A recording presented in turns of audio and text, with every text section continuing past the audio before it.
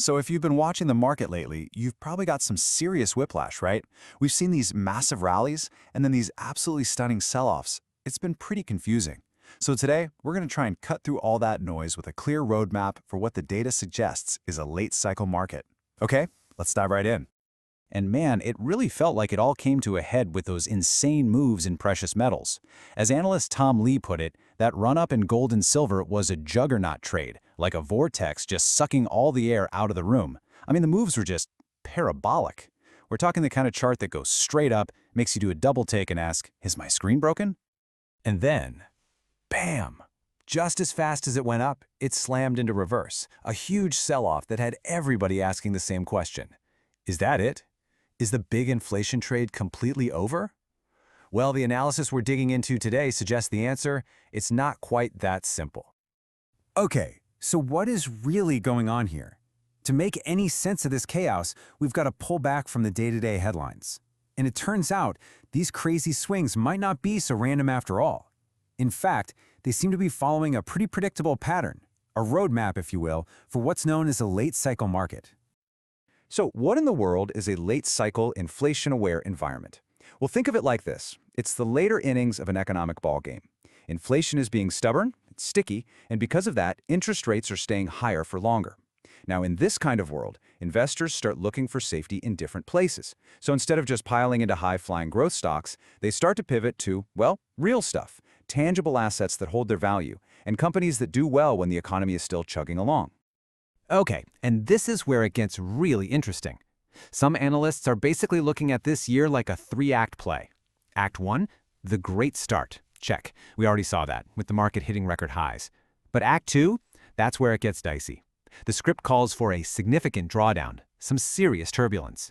And only after that do we get the big finale, a powerful rally to close out the year. It's a fascinating and maybe a little nerve-wracking forecast. Okay, so with that roadmap in our back pocket, let's take a look at who's actually winning in this environment. Where's the money really going? Well, the data's pointing to a very clear group of winners. So who's actually thriving when the economy is running hot like this? The winners are in what you might call the real-world sectors. We're talking about the nuts and bolts of the economy, right? Energy that powers everything, industrials that build the machines, and materials that provide all the raw stuff. These are the classic sectors that do well when demand is high. And look, this isn't just a gut feeling. The data is screaming it. Just take a look at this table. You see XLE for energy, XLI for industrials, XLB for materials. All of them are ranked as strong sectors. And check out where they thrive, in exactly this kind of late cycle, high inflation world. The numbers just don't lie. All right, so let's circle all the way back to that crazy sell-off in gold and silver that kicked this whole thing off. You see, where a lot of people saw panic and a blow-off top, the end of the line, the expert analysis actually has a totally different take. They're calling it a very healthy interruption. Basically, just some people taking profits off the table after that massive run. And this quote really nails the long-term view. Despite all the short-term craziness, the thinking is that gold still has a really important job to do in a portfolio. It's what they call a counter-cyclical asset. It zigs when other things zag, bringing some balance. So the fundamental reason to own it hasn't really changed at all. Okay, so we've established that real assets are having their moment in the sun. But what about tech? I mean, the sector that's dominated for like a decade. Well, the story there is a lot trickier.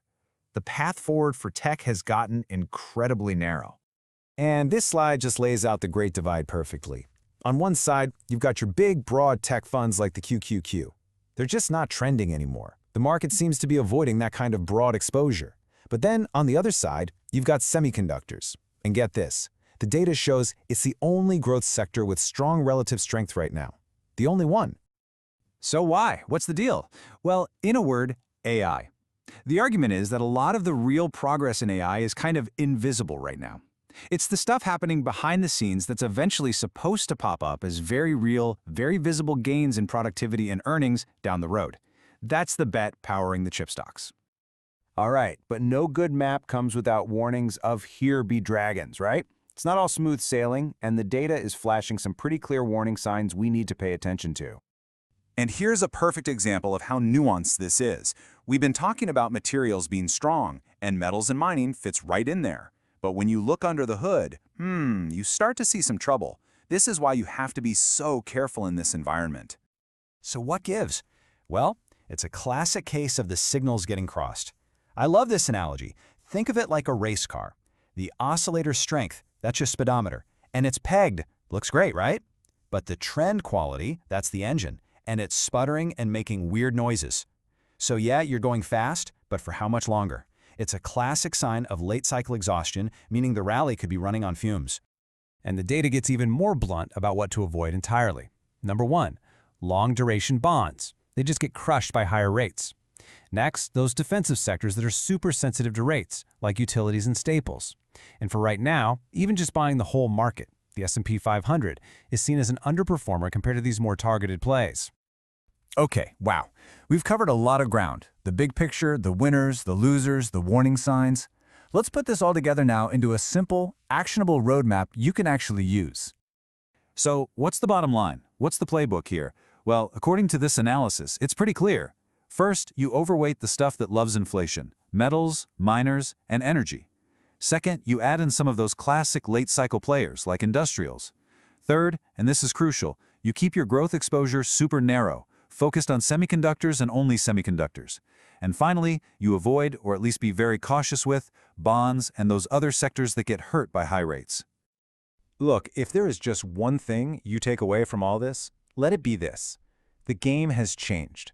This isn't a simple buy any growth stock kind of market. This is a market that right now seems to favor real stuff, companies that can raise their prices, and being really, really smart about the risks you take.